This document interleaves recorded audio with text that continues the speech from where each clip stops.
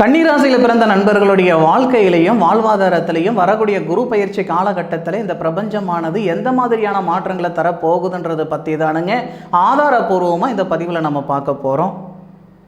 கன்னிராசிக்கு 8வது பாவகத்தில் இருந்த குரு பகவான், அதாவது மேச ராசியில் இருந்த குரு பகவான் கார்த்திகை நட்சத்திரம் முதல் பாதத்தில் இருந்து கார்த்திகை நட்சத்திரம் 2வது பாதத்துக்கு கன்னிராசிக்கு 9வது பாவகத்துக்கு குரு பகவான் போயிட்டு 5வது பார்வையாக உங்களுடைய ராசியை பார்க்கக்கூடிய காலகட்டம் எந்த அளவுக்கு சாதகமாக இருக்க போகுது, என்னென்ன செய்ய போகுதுன்றதை பற்றி தானுங்க ஆதாரபூர்வமாக நம்ம பார்க்க போகிறோம்.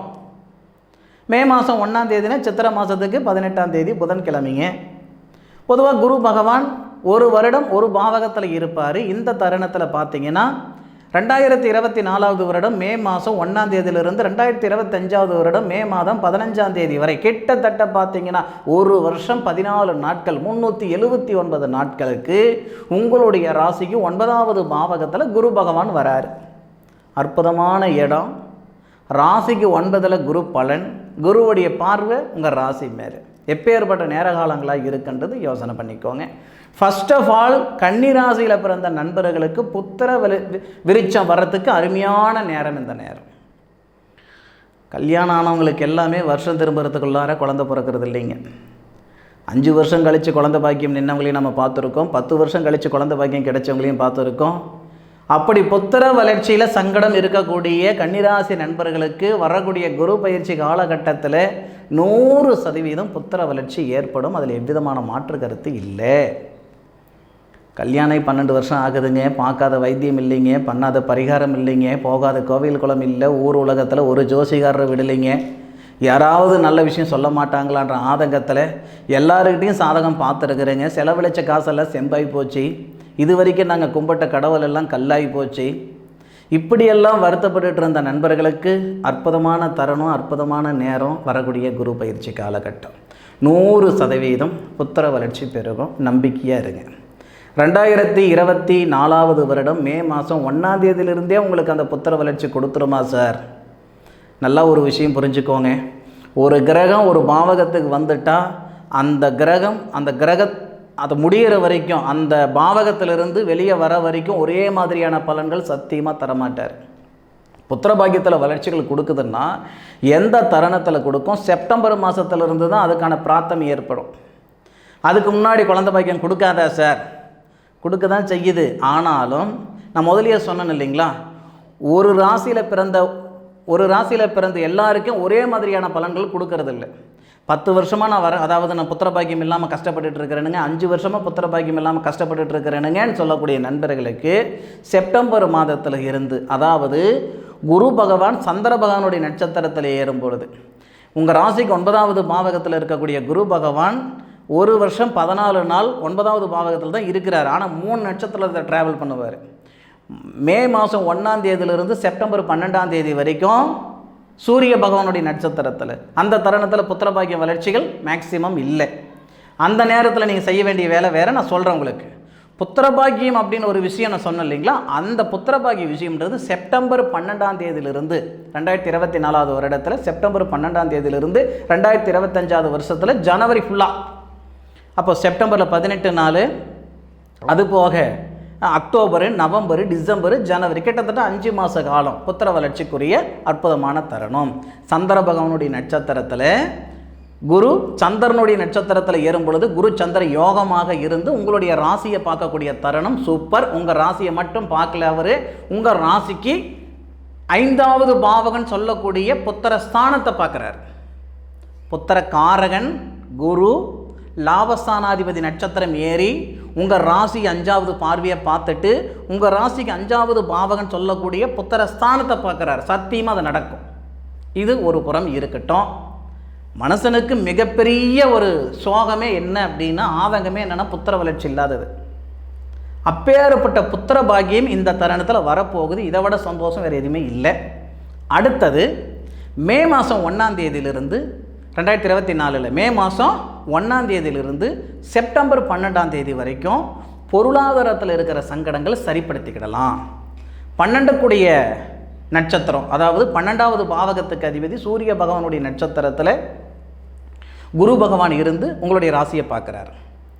விரயஸ்தானம், ஐன சுகஸ்தானம். திடீர் அதிர்ஷ்டம் ஏற்படும். நம்ம வீட்டுக்கு பணத்தை கொடுத்துவிட்டு அவங்க பின்னாடி நம்ம அலைஞ்சிக்கிட்டு இருக்கிறோமே அப்படின்னா இந்த தருணத்தில் கொடுத்த பணம் வந்து சேரும்.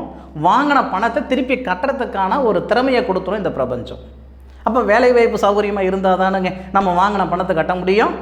உண்மையிலேயே வேலைவாய்ப்பு நல்லாயிருக்கும், தொழில் வளர்ச்சி கொடுக்கும், அதில் மாற்று கருத்து இல்லை. ஆதாரம் என்னையான்னு கேட்டிங்கன்னா, உங்களுடைய ராசிக்கு 12வது பாவகத்தில் சனி பகவானுடைய பார்வை பார்ப்பார். விதிகாரகன், தர்மகாரகன், சூரியன் தொழில்காரகன். தொழில்காரகனுடைய நட்சத்திரத்தில் சனி பகவான் தொழில்காரகன் தான். அப்போது சனி பகவானுடைய பார்வை சூரியன் மேலே பட்டு சூரிய பகவானுடைய நட்சத்திரத்தில் குரு பகவான் இருந்து உங்களுடைய ராசியை பார்க்கக்கூடிய தருணத்தில் உங்களுக்கு வேலை வாய்ப்பு நல்லா இருக்கும். நிறைய நண்பர்களுக்கு புதுசாக தொழில் அமையும், சுயத்தொழில். நிறைய நண்பர்களுக்கு சுயத்தொழில் அமைய போகுது. ஒரு சில நண்பர்களுக்கு வெளியூர் வெளிநாடு சம்மந்தப்பட்ட வேலைகள் அமைய போகுது. ஒரு சில நண்பர்களுக்கு அரசாங்க உத்தியோகம் ஏற்பட போகுது. படித்த படிப்புக்கு உண்டான வேலை இல்லை உழைப்புக்கு தகுந்த உயர்வு. ஒன்றும் படித்த படிப்புக்கு உண்டான வேலை வேணும், இல்லையா ஏன் உழைப்புக்கு தகுந்த உயர்வு வேணும். ரெண்டு தான் மனுஷனுடைய எதிர்பார்ப்பு, ரெண்டு தான். அப்போ இந்த ரெண்டுமே நடக்கும். நிஜமாக நடக்குமா சார்? சத்தியமாக நடக்கும். அதாவது முயற்சின்ற விதை போட்டாதான், முயற்சின்ற விதையை விதைச்சாதான் வெற்றின்ற விருட்சம் வரும். இது உங்களுக்கு தெரியாதது ஒன்றும் கிடையாது. இந்த தருணம் உங்களுக்கு ரொம்ப சாதகமாக இருக்குது. ஒரு படி நீங்கள் முன்னுக்கு வச்சிங்கன்னா 9 படி இந்த பிரபஞ்சம் உங்களுக்கு முன்னுக்கு தள்ளும். அந்த மாதிரி நேரம் இது. அப்போது இந்த தருணம் உங்களுடைய தொழில் வளர்ச்சி அடைய போகுது. சுய தொழிலோ, அடுத்தவங்க கிட்ட வேலை செய்கிறதோ, ஒரு நிறுவனத்தில் வேலை செய்கிறதோ, அரசாங்கத்தில் வேலை செய்கிறதோ, எது எப்படியோங்க பணம் சேரப்போகுதுங்க. மாற்று கருத்து இல்லை. பணம் சேருமா? சேரும். கடனை கட்டுங்க, உங்களுடைய பொருளாதார வளர்ச்சியை வளர்த்துக்கிடுங்க. இந்த மாதிரி ஒரு நல்ல நேரம் இந்த கன்னியராசி நண்பர்களுக்கு ஏற்பட போகுது.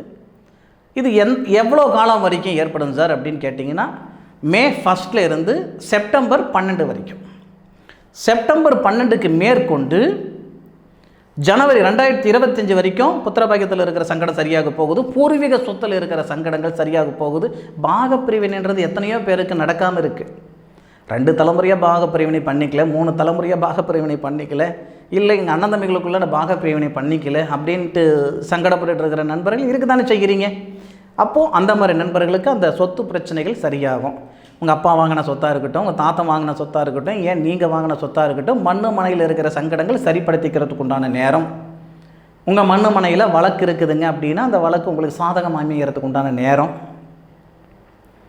அதுபோக வாங்காத பணத்துக்கு வட்டி கட்டுற மாதிரி ஆகிப்போச்சு, செய்யாத தப்புக்கெல்லாம் போய் தண்டனை அனுபவிக்கிற மாதிரி ஆகிடுச்சுன்னா இந்த தருணம் உங்களுக்கு சரியாக அமைஞ்சிடும். குரு பகவானுடைய பார்வைப்படுது இல்லையா, அமைஞ்சிடும். அதுபோக அந்த செப்டம்பர் 12ஆம் தேதியிலிருந்து இன்னொரு முக்கியமான சமாச்சாரம். குரு பகவான் அப்படின்றவர் கன்னிராசிக்கு யாருன்னு கேட்டிங்கன்னா திருமண ஸ்தானாதிபதி, சுபஸ்தானாதிபதி. 4வது பாவகத்துக்கு அதிபதி குரு, 7வது பாவகத்துக்கு அதிபதி குரு. அப்போது திருமணம் சுபம், திருமண தடைகள் நீங்க போகுது. எப்படின்னா திருமண ஸ்தானாதிபதினு சொல்லக்கூடிய தேவகுரு, திருமண காரகன் அப்படின்னு சொல்லக்கூடிய அசுரகுருவுடைய வீட்டில் இருந்து சந்திரனுடைய நட்சத்திரம் 11வது பாவகத்துக்கு அதிபதி சந்திரனுடைய நட்சத்திரத்தில் இருந்து உங்கள் ராசியை பார்க்குறார். அப்போது தீராத திருமணத்திட தீரப்போகுது.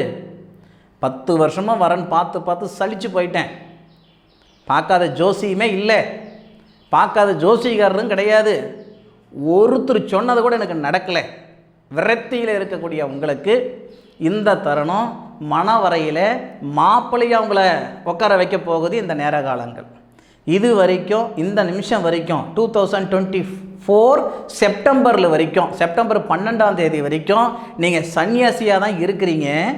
அதே செப்டம்பர் 12ஆம் தேதிக்கு மேற்கொண்டு 2025 ஜனவரி மாதத்துக்குள்ளார நீங்கள் சம்சாரி ஆகிடுவீங்க. இது தப்பாக படுத்துக்கிடாதீங்க இந்த வார்த்தைக்கு. சன்னியாசினா பிரம்மச்சாரி, சம்சாரினா குடும்பஸ்திரி, இதுதான் வித்தியாசம். சரிங்களா? தப்பாக படுத்துக்கிடாதீங்க, மன்னிச்சுக்கோங்க. இந்த தருணம் தான் இந்த ஒரு சூழல். அதுபோக நிரந்தரமாக பிரிஞ்சு போனவங்களுக்கு மறுமணம் நடக்க போகுது.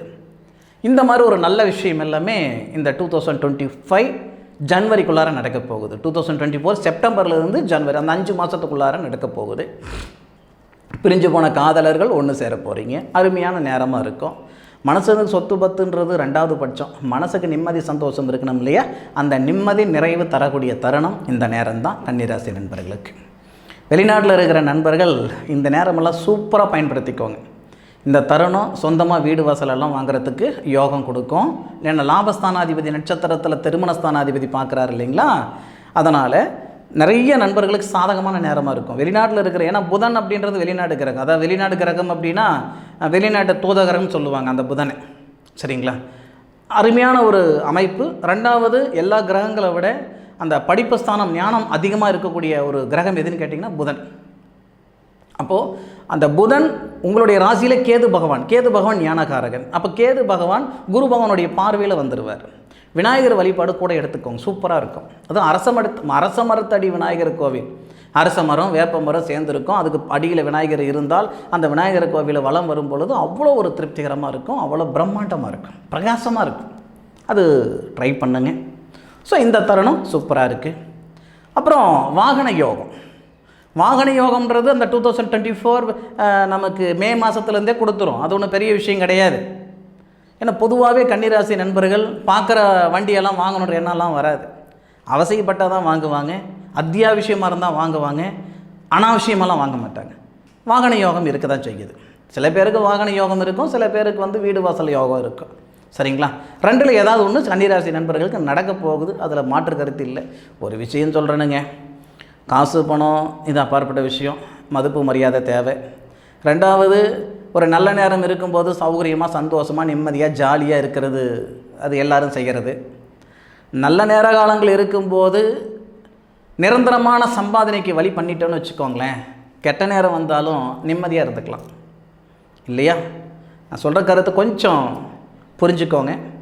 இது கன்னிராசி நண்பர்களுக்கு 1000 மடங்கு சாதகமான நேரம்.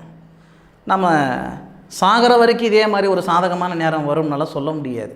ஒரு வருஷம் இப்படி இருக்கும், ஒரு வருஷம் அப்படி இருக்கும். நல்ல ஒரு தருணத்தில் ஒரு நிரந்தரமான ஒரு விஷயத்தை உருவாக்கி வச்சிட்டோம்னா நாம் உசுறு இருக்கிற வரைக்கும் வாழ்நாள் முழுவதும் ஒரு நிம்மதியான வாழ்க்கை வாழ்கிறதுக்கான ஒரு வழி வகுத்துக்கோங்க.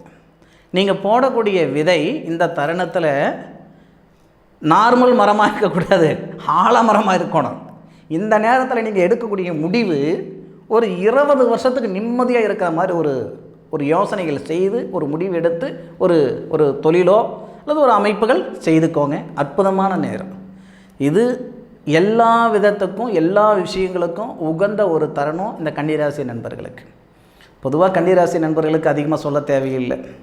ஏன்னா ராசியாதிபதியே புதன் அப்படின்றதுனால, ராசிக்கு 10வது பாவகத்துக்கு அதிபதியும் புதன் அப்படின்றதுனால சிந்தித்து செயல்படக்கூடிய திறன் கன்னிராசி நண்பர்களுக்கு அபாரமாக இருக்கும், அதிகமாக இருக்கும். நான் முதலே சொன்னேன் இல்லைங்களா, இந்த பைக்குக்கு இந்த வண்டி வாகனத்துக்கு சொன்னீங்களா ஒரு விஷயம், அந்த மாதிரி எந்த விஷயமாக இருந்தாலும் அப்படியே செஞ்சிட மாட்டாங்க.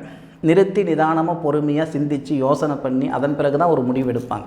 அவ்வளோ சீக்கிரம் அந்த கன்னிராசி நண்பர்கள்கிட்ட இருந்த ஒரு முடிவை நம்ம வாங்கிட முடியாது. கலகலன்னு பேசிகிட்டு இருந்தாலும், எல்லாருக்கிட்டையும் சகஜமாக பேசிக்கிட்டு இருந்தாலும், அவர் மனசுக்குள்ளார என்ன தோணுதோ அதை தான் செய்வாங்களே தவிர, கடவுளே வந்து சொன்னாலும் அதெல்லாம் அப்புறம் தம் மனசுக்கு என்ன படுதோ அதை தான் செய்வாங்க, செய்துக்கிட்டு இருப்பாங்க. இது கன்னிராசி நண்பர்களுடைய குணமே அதுதான். நீங்கள் ஆண்களாக இருந்தாலும் சரி, பெண்களாக இருந்தாலும் சரி, இதுதான் நடக்கும், இப்படி தான் நடக்கும். இப்படி இருக்கிறதுக்கு வாய்ப்பு அதெல்லாம் கிடையாது. இப்படி தான் இருப்பீங்க, இப்படி இருக்கிறதுக்கு வாய்ப்பு இருக்குது, இப்படி இருக்கலாம், அதெல்லாம் கிடையாது. இப்படி தான் இருப்பீங்க, இப்படி தான் இருக்கணும்.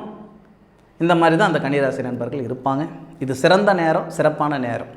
புத்திர வளர்ச்சியும், திருமண வளர்ச்சியும், வாகன வளர்ச்சியும், தொழில் வளர்ச்சியும், சரிங்களா, நல்ல விஷயங்கள் நிறைய நடக்க போகுது. சரியான முறையில் பயன்படுத்திக்கோங்க. அது போக 2025 வருடத்தோடு நம்ம விட்டுட்டோம். 2025 ஜனவரி மாதம் வரைக்கும் தான் பார்த்தோம். 2025 ஜனவரி மாதத்தில் இருந்து பிப்ரவரி ஃபஸ்ட் வீக்கில் இருந்து 2025 நமக்கு மே மாதம் 15ஆம் தேதிக்குள்ளார எந்த மாதிரி ஒரு நிகழ்வுகள் நடக்கும்னா, 8 கூடைய செவ்வாய், 3 கூடைய செவ்வாய், கன்னிராசிக்கு 8 கூடைய செவ்வாய், 3 கூடைய செவ்வாய், செவ்வாயுடைய சாரத்தில் குரு பகவான் வருவார். செவ்வாயுடைய சாரத்தில் நமக்கு ஆரம்பத்தில் கொடுத்த வளர்ச்சி, ஆரம்பத்தில் கொடுத்த வேகம், ஆரம்பத்தில் கொடுத்த ஒரு அமைப்பு கடைசியில் இருக்காது. அந்த பிப்ரவரி, மார்ச், ஏப்ரல், மே அந்த 3.5 மாதம் வந்து நமக்கு அப்படியே சொல்லுறதுன்னா ரொம்ப டல்லாக இருக்கும். சாதகமாக இருந்தது முதல்ல 100% சாதகமாக இருக்குதுன்னா பின்னாடி 50%, 40%, 20% சாதகமாக இருக்கும். ரொம்ப சாதகமாக இருக்கனாலும் சொல்லிட முடியாது. ஏன்னா 8 செவ்வாய், குரு பகை. குரு நமக்கு 9வது பாவகத்தில் பகை. 8 நட்சத்திரம் வாங்குறாருன்னா அந்த நேரத்தில் உங்களுக்கு வளர்ச்சி கம்மியாக தான் இருக்கும். முதல்ல நீங்கள் எடுத்த ஒரு முடிவு செயல், அந்த முடிவு தான் பின்னுக்கு இருக்கக்கூடிய அந்த 40%, 50% அதை நீங்கள் 100% ஆக்கிக்க முடியும். 10 ரூபாய் இருக்குது, சூதானமான செலவு பண்ணோம்னா 10 நாள் வச்சுக்கலாம். ஒரு நாள் செலவு பண்ணிட்டோம்னா 9 நாள் நம்ம பட்டி கிடக்கணும். இவ்வளோ தான் வித்தியாசம், வேறு ஒன்றும் இல்லை. உங்களுக்கு 9 மாதம் சாதகமாக இருக்குது, மீதி 3.5 மாதம் பாதகமாக தான் இருக்குது. அந்த பாதகத்தை இந்த சாதகமாக இருக்கக்கூடிய கிரக அமைப்புகளால் அது நீங்கள் அந்த பாதகத்தை சாதகமாக ஆக்கிற அளவுக்கு கொஞ்சம் முயற்சி பண்ணுங்க, வேறு ஒன்றும் கிடையாது. அடுத்தவங்க கிட்ட காசு பணம் கொடுத்தாதீங்க, கொடுத்தா வாங்க முடியாது. ஒரு விஷயம், ஷேர் மார்க்கெட்டில் காசு பணம் போடலாமா? போடலாம், ஆனாலும் உங்களுடைய சுய ஜாதகம் பார்த்துட்டு போடுங்க. லாட்ரி வாங்கலாமா? வாங்கலாம், தப்பில்லை. ஆனாலும் உங்களுடைய ஜாதகத்தில் தனஸ்தானாதிபதி எப்படி இருக்கிறாரு, லாபஸ்தானாதிபதி எப்படி இருக்கிறாரு. ராசிக்கு உண்டான பலன் தான் நான் சொல்கிறேன், லக்னத்துக்கு உண்டான பலன் சொல்லலையே. எந்த ஜோசிகாராலையும் பொது பலனில் லக்ன பலன் சொல்லிட முடியாது, அதெல்லாம் சும்மா ஏமாத்துற வேலை. உங்களுடைய சுய ஜாதகத்தில் உங்களுடைய லக்னம் என்ன, லக்னாதிபதி யார், அந்த லக்னம் எத்தனாவது நட்சத்திரத்தில் வந்திருக்காரு, என்ன திசை நடக்குது, என்ன புத்தி நடக்குது, தனஸ்தானாதிபதி யார், லாபஸ்தானாதிபதி யார், இந்த அமைப்புகளை வச்சு பார்த்தா தான் லாட்ரி யோகம். இந்த மாதிரி ஒவ்வொரு விஷயத்துக்கும் உங்களுடைய சுய ஜாதகத்தில் அற்புதமாக எல்லா விஷயங்களும் எடுத்துக்கிடலாம். சுய ஜாதகத்தை பார்த்து எடுத்த முடிவுகள் எந்த முடிவுகளும் தப்பு ஆகாது. சரிங்களா? சுய ஜாதகத்துக்கு முக்கியத்துவம் கொடுங்க. என்னுடைய காணொலியை முழுமையாக பார்த்ததுக்கு மனசிலிருந்து மனமார்ந்த நன்றிகளை சொல்லிக்கிறேனுங்க. மீண்டும் அடுத்த ஒரு அற்புதமான தருணத்தில் உங்கள் அனைவரையும் சந்திக்கும் வரை, அதுக்கு முன்னாடி உங்களுடைய சுய ஜாதகம் பார்க்கணுன்ற எண்ணங்கள் இருக்குதா, வாட்ஸ்அப்பில் சென்ட் பண்ணுங்கள். அருமையாக அற்புதமாக ஒரு 4 நாள் டைம் எடுத்துக்கிட்டு க்ளீனாக சொல்லிடுறேனுங்க. சரிங்களா? மீண்டும் அடுத்த ஒரு அற்புதமான தருணத்தில் உங்களை சந்திக்கும் வரை உங்களிடமிருந்து விடைபெறுவது உங்கள் வீட்டு ஜோதிட நண்பனான மா காளிதாஸ் மணிகண்டன். திருச்சிற்றம்பலம். வாழ்க வையகம், வாழ்க வளமுடன்.